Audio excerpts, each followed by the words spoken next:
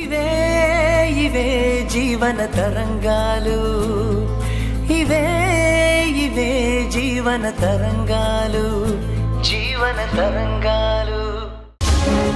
ఇంకో అరగంటలో బయలుదేరుతాను, 6 గంటలకు వస్తాను. పుష్ప ఫోన్ మేడం, ఎప్పుడు వస్తున్నారు అంటుంది. అయితే బయలుదేరండి, ఎందుకు లేట్? ఇప్పుడు కాదు మేడం, సాయంత్రం వెళ్తాను. మా మామయ్య ఉండడు. సరే, నేను వెళ్ళి అక్కని కలవాలి. సరే మేడం.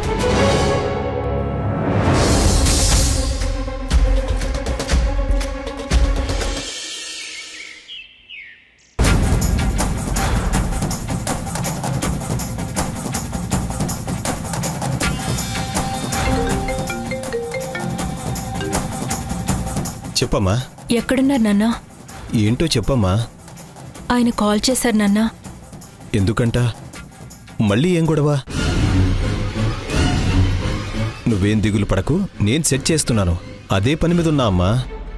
నువ్వేం సెట్ చేయాల్సిన అవసరం లేదు నాన్న, నన్ను తీసుకెళ్లడానికి ఆయనే వస్తున్నారు.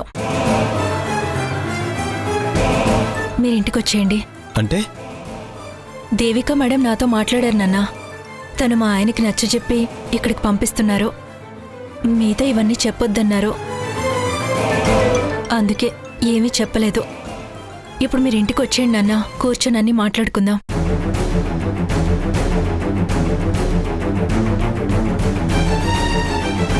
ఇదేంటి ఇలా అయింది? సార్, కొంప మునిగిపోయేలా ఉంది సార్. దయచేసి ఆ ఇన్స్పెక్టర్కి ఫోన్ చేసి కంప్లైంట్ వాపస్ తీసుకోండి. ఆ పోలీస్కి ఫోన్ చేసి చెప్పండి ప్లీజ్. సత్యం ఆఫీస్ దగ్గరికి వెళ్ళొద్దని చెప్పండి సార్.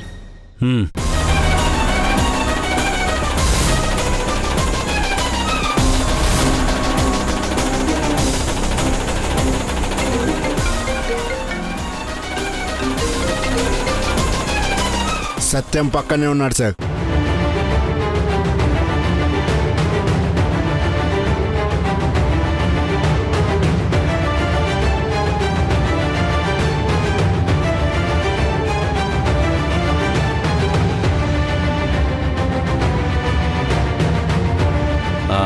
పోలీసులు ఆల్రెడీ ఆఫీస్కి వెళ్ళిపోయారంట. సత్యం పక్కనే ఉన్నాడంట.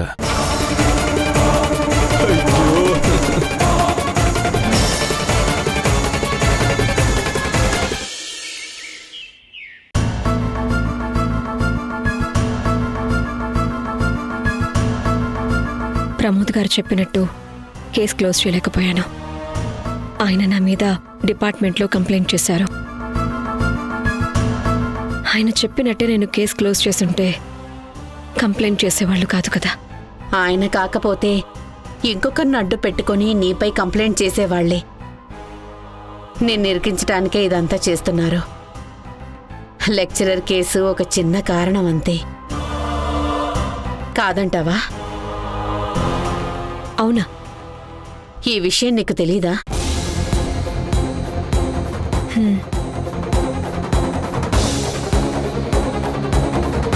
పెళ్లి ఎంతవరకు వచ్చింది? ఇంకొక వారం ఉంది, అంతే కదా. పెళ్లి జరగదు. కీర్తి వద్దంది. అంటే ఇంత జరిగాక ఇది కష్టంగానే ఉంటుంది. ఈ పెళ్లి వద్దని కీర్తి చెప్పింది. సిల్లీగా ఉందా తనకి?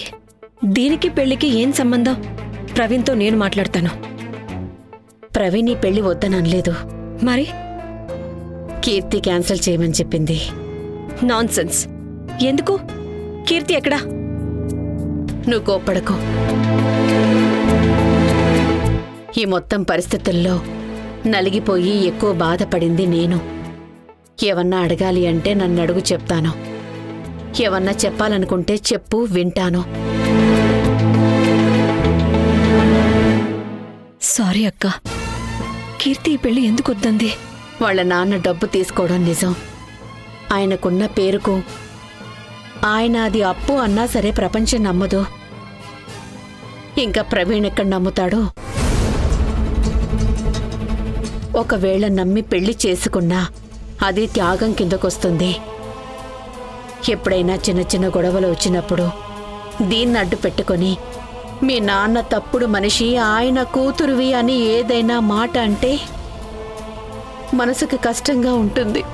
ఇది మరీ అతి. భార్యాభర్తలన్న తరువాత చిన్న పొన్న గొడవలు వస్తూ ఉంటాయి. ఒక్కోసారి ఒక్కొక్కరు బాధపడతారు. కొద్దిసేపటి తర్వాత వాళ్లే సర్దుకుంటారు. పెళ్లి చేసుకుని వెళ్లేది అమెరికాకి. ఏదైనా గొడవ జరిగితే పుట్టింటికింటికి రావడానికి కూడా వీలు ఉండదు. ఏ మాట అన్నా దిక్కులేని దానిలాగా పడి ఉండాలి. అదే పుట్టింటి వాళ్ల తరపున తండ్రి గట్టిగా నిలబడతాడు అన్న భయమో భక్తో ఉంటే అప్పుడు గొడవ వచ్చినప్పుడు చూసే పద్ధతి వేరుగా ఉంటుంది. ఆయనను ప్రవీణ్ తప్పు చేసిన వాడిగా చూస్తున్నాడు. అలాంటప్పుడు పెళ్ళయ్యాక నా కూతుర్ని చిన్నచూపు చూడ్డని గ్యారెంటీ ఏంటి? అనుభవించే వారికి తెలుస్తుందా బాధ? నేను ప్రమోద్ గారింటిపై రైట్ చేయడం, ఈ కేసు బుక్ చేయటం, ఆ తర్వాత వారు అడిగిన సహాయం చేయకపోవటం నా తప్ప? ఇందులో తప్పొప్పుల ప్రశ్న లేదు. చట్ట ప్రకారం ఏది చెయ్యాలో అది నువ్వు చేశావు. అయిపోయిన దాని గురించి వదిలే. ఇందులో బాగా ఇన్వాల్వ్ కాకుండా ఉండుంటే బాగుండేదక్కా. తెలుసో తెలియకో ఇన్వాల్వ్ అవ్వడం, నింద మొయ్యడం జరిగిపోయింది. తర్వాత ఏం చేయాలో అది చెప్పు. ప్రమోద్ గారు మా డిపార్ట్మెంట్కి నాపై కంప్లైంట్ చేశారు. నేను బావ ద్వారా 50,000 రూపాయలు అడిగించానని, ఇంకా కావాలి అని డిమాండ్ చేస్తున్నానని కంప్లైంట్ ఇచ్చారు. ఇప్పుడేం చేయాలనుకుంటున్నావు? డిపార్ట్మెంట్ వాళ్ళు అడుగుతారు. అడిగిన దాన్ని బట్టి రియాక్ట్ అవుతాను. నిజమేంటో అదే చెప్పు. అదే స్టేట్మెంట్ రాసివ్వు. మరి బావా? ఆయనకు అదే చెప్తాను. ఏది నిజమో అదే చెప్పమని. నేను రాసివ్వాలి, దీనికి నాకు ఏ సంబంధం లేదు అని. బావ కూడా అదే రాయాలి. రాస్తారు. నమ్మరు. నువ్వు నా అక్కవి, తను నా బావ. అలా ఉన్నప్పుడు ఆ కేసుకి ఈ డబ్బుకి సంబంధం లేదు అంటే నమ్మరు. మహా అయితే ట్రాన్స్ఫర్ చేయొచ్చు, లేదా ప్రమోషన్ హోల్డ్లో పెట్టొచ్చు. డిపార్ట్మెంట్ ప్రొసీజర్ ప్రకారం పనిష్మెంట్ ఇవ్వచ్చు. ఈయన మీ బావ సరే. బావ కాకుండా ఉంటే ఏం చేసేదానివి? అంటే ఈయన కాకుండా ఇంకెవరైనా నీ పేరు చెప్పి డబ్బులు తీసుకొనుంటే ఏం చేసేదానివి? పోలీసులకు కంప్లైంట్ ఇచ్చేదాన్ని. ప్రమోదు రఘురాం గారికి కూడా చెప్పాను, అవసరమైతే కంప్లైంట్ కూడా ఇస్తానని. ఇప్పుడు కూడా అదే చెయ్యి. అంటే పోలీస్ కంప్లైంట్ ఇవ్వు. అప్పుడు తెలుస్తుంది కదా నువ్వు తప్పు చేస్తే ఎవ్వర్నీ వదలవు అని. చిన్నపిల్లల ఆట అనుకున్నావా? లేదు, సీరియస్గానే చెప్తున్నాను. బావని జైల్లో వేస్తారు. ఎవరు చేసిన తప్పుకి వారే శిక్ష అనుభవిస్తారు. నీకిబ్బంది అవుతుంది కదా. నీకు పిచ్చు పట్టిందక్కా. నిదానంగా ఆలోచించి చెప్పు. నీకు తెలియకుండా ఈయన డబ్బులు తీసుకొనుండొచ్చు. దీనికి నీకు ఎటువంటి సంబంధం లేదన్నప్పుడు కంప్లైంట్ ఇవ్వడం కరెక్టే కదా. నీకు హెల్ప్ అవుతుంది. కావచ్చు. లాజిక్గా చూస్తే ఇటువంటి పరిస్థితుల్లో ఇలాగే చేస్తాం. చట్ట ప్రకారం ఇలా చేసేదానికి వీలుంటే అదే చెయ్యి. ఈ పరిస్థితుల్లో పూర్తిగా నీకు ఏది మంచి అనిపిస్తుందో నువ్వు అదే చెయ్యి. అంటే ఇక్కడ అక్క బావ కాకుండా పరాయి వాళ్ళుంటే ఏం చేస్తావో అదిప్పుడు చెయ్యి. ఆల్రెడీ నీకు చాలా ప్రాబ్లమ్స్ ఉన్నాయి. నేను కూడా నీకు సమస్యగా మారాలా? ఇన్ని రోజులు కీర్తి పెళ్లి గురించి ఆలోచించాను, కానీ ఇక అవసరం లేదు. కీర్తి పెళ్లి ఆగిపోయింది. ఇక నువ్వు ఏం చేసినా ఇప్పుడున్న కష్టం ముందు ఏ సమస్య పెద్దది కాదు. బతకాలనున్న చిన్న చివరి ఆశ కూడా చచ్చిపోయింది. నీ వల్ల నాకు ఎటువంటి ఫేవర్ చేయాల్సిన పనిలేదు. నాకు సుఖ సంతోషాల గురించి ఆలోచిస్తూ నువ్వు చేయాలనుకున్న మంచిలో రాజీ పడకు. నువ్వెదుర్కొంటున్న ఈ సిచ్యువేషన్కి కారణమైన వాళ్ళు బయట వాళ్ళైతే ఏం చేసేదానివో అదే చెయ్యి. నేను లేను అనుకొని నీ లైఫ్ నువ్వు చూసుకో. కనీసం ఇద్దరిలో ఒక్కరమైనా సంతోషంగా ఉంటాం.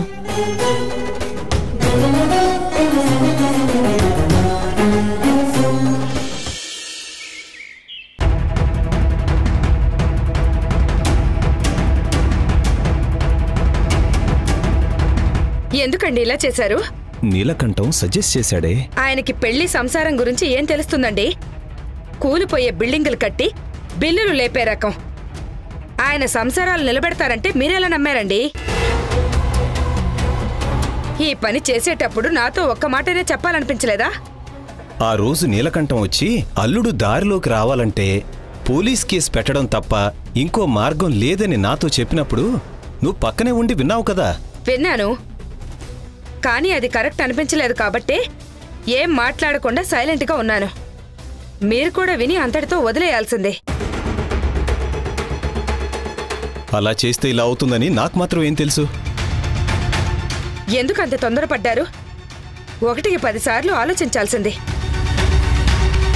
ఆ అమ్మాయి జీవితం చేతులారా నాశనం చేశారు. ఇక అల్లుడు గారు రారు. చూడమ్మా, అల్లుడొచ్చి నిన్ను తీసుకెళ్తాడని నీకు ముందే తెలుసు కదా. ఆ సంగతి మాకు ముందే చెప్పుంటే బాగుండేది కదమ్మా. తనను రప్పించడానికి ఇలాంటి ప్రయత్నాలు చేసేవాణ్ణి కాదు కదా. ఇంట్లో చెప్పొద్దని చెప్పింది ఎవరు? ఆ దేవిక చెప్పిందా నీకు?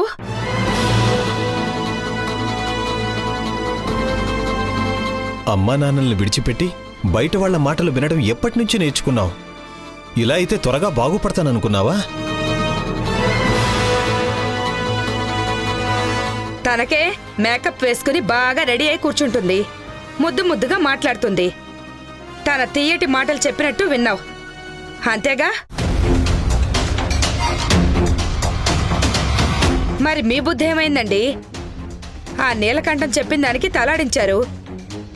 అల్లుడేమైనా తిరుగుబోతా తాగుబోతా? పోలీసులతో నచ్చజెప్పించి సంసారాలు బాగు చేయడానికి. నన్నేం చేయమంటావే? అమ్మాయి కాపురం చక్కబడాలని నాకు తోచింది నేను చేశాను. ఇదంతా మన కర్మ. ఇక మన అల్లుడు మన ఇంటికి రాడు.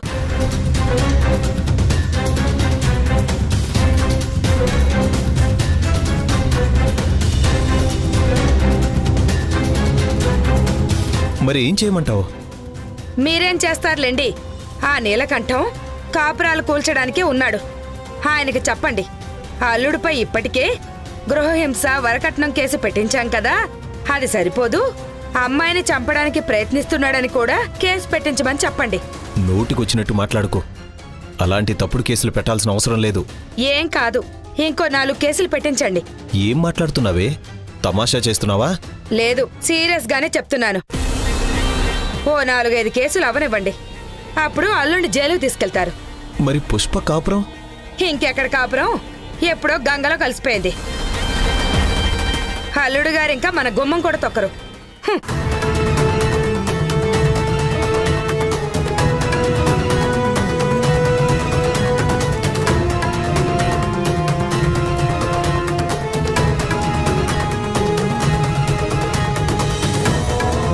ఫోన్ కలిసిందా అమ్మా? ఫోన్ ఆఫ్ చేసి ఉంటారు. అమ్మా, నేను ఆ ఇన్స్పెక్టర్కి ఫోన్ చేసి మాట్లాడాను. వెంటనే కంప్లైంట్ వెనక్కి తీసుకుంటాను. దానికి స్టేషన్ వరకు వెళ్ళాలా? కంప్లైంట్ వెనక్కి తీసుకుంటామని చెప్తే సరిపోతుంది కదా, వెళ్ళి రాసివ్వాలా? అది చట్టమే, అది అలానే ఉంటుంది. ఏం చట్టమో ఏమో, మీరు చేసిన పనికి అమ్మాయి కాపురం గంగలో కలిసిపోయింది. ఇక దాని జీవితం అంతే. అల్లుడు గారిక రారు, ఆ అమ్మాయిని తీసుకెళ్లరు. అల్లుడు గారి స్థానంలో నేనున్నా రాను. ఫోన్ కలవడం లేదు. ఏదో చిన్న ప్రాబ్లం వచ్చింది. నా ప్రయత్నం నేను చేసుకుని దాన్ని సాల్వ్ చేసుకుని వెళ్ళిపోయేదాన్ని. అప్పటి వరకు మీరు కాస్త ఓపిక పట్టాల్సిందే. ఇలా ఎందుకు చేశారు నాన్న? ఎలాగమ్మా ఓపిక పట్టేది? నీకు పెళ్లి చేశాం, నిన్ను పుట్టింట్లో వదిలేసి వెళ్ళిపోయాడు. అలాంటప్పుడు నా వంతు బాధ్యతగా అల్లుడిని అత్తారింటికి రప్పించాలి, నిన్ను తనతో పంపించాలి. ఓహో, తండ్రిగా బాధ్యతతో అలా చేశారా? అయితే ఇప్పుడిక జీవితకాలం నా బాధ్యత తీసుకోవడానికి మీరు సిద్ధంగా ఉన్నారా? తీసుకోవాల్సొస్తే తీసుకోవడమేనమ్మా. ఇక నా బతుకు అంతే కదా. ఇప్పుడు మీరు చేసిన పని వల్ల ఇలా అయింది నా పరిస్థితి. అదే మీరు ఊరికే ఉండుంటే అయిపోయేది. అలా ఎలా ఊరికే ఉంటాము? తల్లిదండ్రులు అన్నప్పుడు బాధ్యత ఉంటుంది. పెళ్లి చేసుకున్నాడు, ఇలా వదిలేసి తన పాటికి తనుంటానంటే చూస్తూ ఊరుకోవాలా? ఊరుకోక ఆయన చెయ్యని తప్పుకి కంప్లైంట్ ఇస్తారా? ఇంకేం చేయాలమ్మా? ఆఫీస్ దగ్గరికి వెళ్ళాను, అందరి ముందు కాళ్ళు పట్టుకున్నాను. ఇంకేం చేయమంటావు? ఇంకెన్ని రోజులు ఓర్చుకోమంటావమ్మా? నువ్వు నేను వెళ్ళి కూడా మాట్లాడొచ్చాం కదా. చెప్పి చూసాం. చూడమ్మ పుష్ప, అమ్మాయిలంటే లొంగి ఉండాల్సిన అవసరం లేదు. అల్లుడికి కూడా తెలిసి రావాలి. పెళ్ళయ్యాక ఇష్టం వచ్చినట్లు చేస్తే ఆడపిల్లవాళ్ళు ఊరుకోరని, అమ్మాయి తరపున వాళ్ళు కూడా స్ట్రాంగ్గా ఉన్నారని అల్లుడికి తెలియాలి కదా. అందుకే మనకు తోచింది మనం చేశాం. ఇదేమైనా బల నిరూపణ? బలాలు చూపించుకోవడానికి? అలా అయితే పెళ్లి బంధం ఎక్కడ నిలుస్తుంది? ఆయనేమో మిమ్మల్ని తప్పు పడతాడు, మీరేమో ఆయన చేస్తున్నది తప్పని నిరూపించడానికి పట్టుదలతో ఉన్నారు. దానికోసం ముందుగా పెద్ద మనుషులతో మాట్లాడించారు. తర్వాత ఇప్పుడు పోలీసులు వచ్చారు. ఇక ముందు కోర్టు, చట్టం వస్తాయి. వాళ్ళంతా కలిసి ఏదో ఒకరోజు ఎవరిది తప్పు ఎవరిది ఒప్పు అని తీర్పిస్తారు. కానీ ఇద్దరినీ కలిపి పెళ్లి బంధం నిలిపేందుకు ఇక ప్రయత్నం ఎక్కడ జరుగుతుంది? ఏదో ఒక చోట ఎవరో ఒకరు చెప్పింది విని, అల్లుడు గారు చెప్పింది విని కాంప్రమైజ్ కాకపోతారా అని ఇలా చేశాం. ఓహో, ఆయన్ని కాంప్రమైజ్ చేయించాలనుకున్నారా? దేని గురించి? ఆయన కట్నం అడిగారా? నన్ను వేధించారా? లేదమ్మా. మరి ఎందుకు నన్ను అలా దొంగ కంప్లైంట్ ఇచ్చారు? నాకేమీ తోచలేదమ్మా. నిజం చెప్పి ఒప్పుకునే అలవాటు మీకు ఎలాగూ లేదు. నేనిక్కడే ఉండిపోతే మీకు భారమా? మేమెందుకు అలా అనుకుంటామే? అమ్మా, నువ్వు ఊరుకో. మీరు చెప్పండి నాన్న, నేనిక్కడుండడం మీకు భారమా? ఇప్పుడు ఆయన నన్ను వదిలేశారు. ఒకవేళ నేనే ఆయన వదిలేసొస్తే నన్ను భారం అనుకునేవారా? లేదమ్మా, అలా ఎందుకు అనుకుంటున్నావు? ఇంకెక్కడే ఉంటాను నాన్న. మా కాపురం చెడిపోవడానికి మీ తప్పులే కారణం. వాటిని ఒప్పుకునే ధైర్యం మీకు లేదు.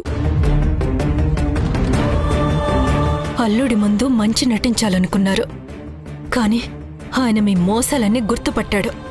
అందుకే ఆయన మీద తప్పుడు కేసులు పెట్టించి పోలీసులతో బెదిరించాలన్న స్థాయికి వెళ్లారు. ఇలా బెడిసి కొడుతుందని నేను అనుకోలేదమ్మా. చాలా పెద్ద తప్పు చేశారు నాన్న. ఏ నేరం చేయని ఆయన పోలీసుల దగ్గర ఏ తప్పుకు సరెండర్ కావాలో నాకు అర్థం కావట్లేదు. ఎన్నో తప్పులు చేసిన మీరే నిజం ఒప్పుకోవడానికి ఇంతలా ఇబ్బంది పడుతున్నారు. వాటిని దాచిపెట్టడానికి ఇలా అనేక మార్గాలు వెతుకుతున్నారు. మీ మోసాలపై మా ఆయన నోరు తెరిచి మాట్లాడకూడదని ఆయన నోరు నొక్కేయాలని పోలీస్ కంప్లైంట్ ఇచ్చారు. మీరింత చేశాక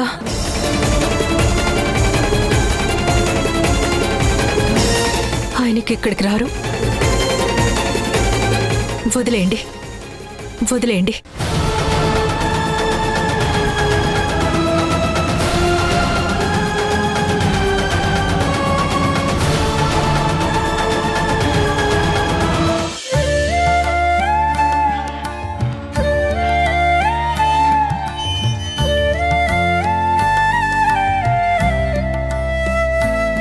కష్టపడి సంపాదించిన డబ్బుతో 10 రూపాయల మల్లెపూలు తెచ్చినా చాలు అని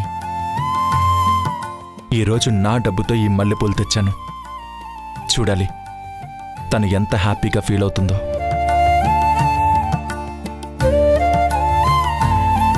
హాయ్ అంకుల్. హాయ్. ఏంటి చాలా హుషారుగా ఉన్నారు? జాబ్ ఏదైనా కన్ఫర్మ్ అయిందా? లేదమ్మా, నార్మల్గానే ఉన్నాను. అవును, మల్లెపూలు ఎవరి కోసం తెచ్చారు అంకుల్? నా కోసమే తెచ్చారు కదా? చెప్పండి, నా కోసమే తెచ్చారు కదా?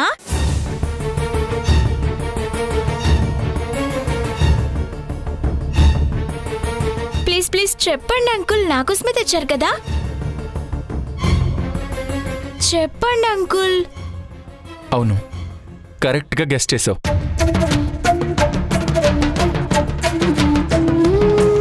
పూలంటే నీకు చాలా ఇష్టమని నీ మొహం చూస్తేనే తెలుస్తుంది. పెట్టుకో. Thanks uncle. ఈ వాసన పీల్చినప్పుడల్లా మా విలేజ్, నా చిన్నప్పటి ఫ్రెండ్స్ అందరూ గుర్తొస్తారు. ఓ రియల్లీ? అవును, చిన్నప్పుడు మా ఫ్రెండ్స్ తో కలిసి పక్కనే అడవిలోకి గుండు మల్లెలు కోయడానికి వెళ్లి బుట్టెడు పూలు కోసుకొచ్చి నేను కొన్ని ఉంచుకొని చుట్టుపక్కల వాళ్ళకి కొన్ని పంచేదాన్ని.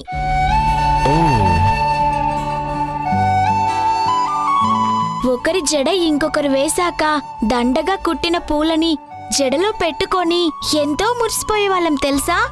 ఆహా, చాలా మంచి మెమరీస్ ఉన్నాయి నీకు.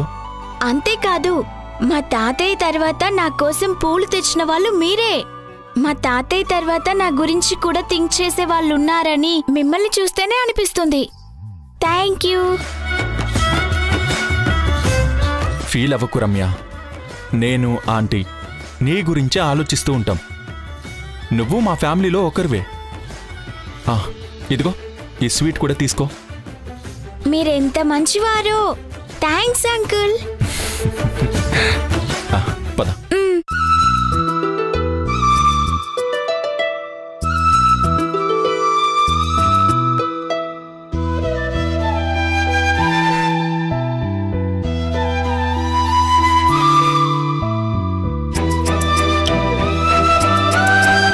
దేవిక,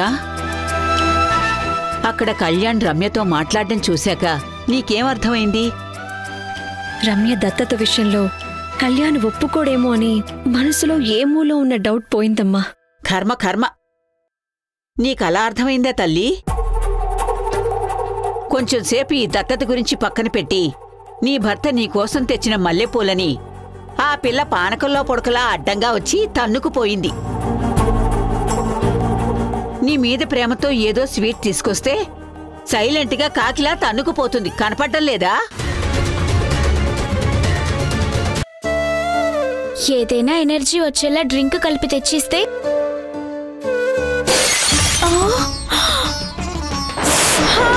రమ్య, బ్లడ్ వస్తుంది. ఆంటీ నీరసంగా కనిపిస్తే కొంచెం జ్యూస్ కలిపిస్తే రిఫ్రెష్ అవుతుంది కదా అని. జ్యూసులు కాఫీలు అందించడానికి నువ్వేమీ ఇంటి జీతం తీసుకునే పని మనిషివి కాదు.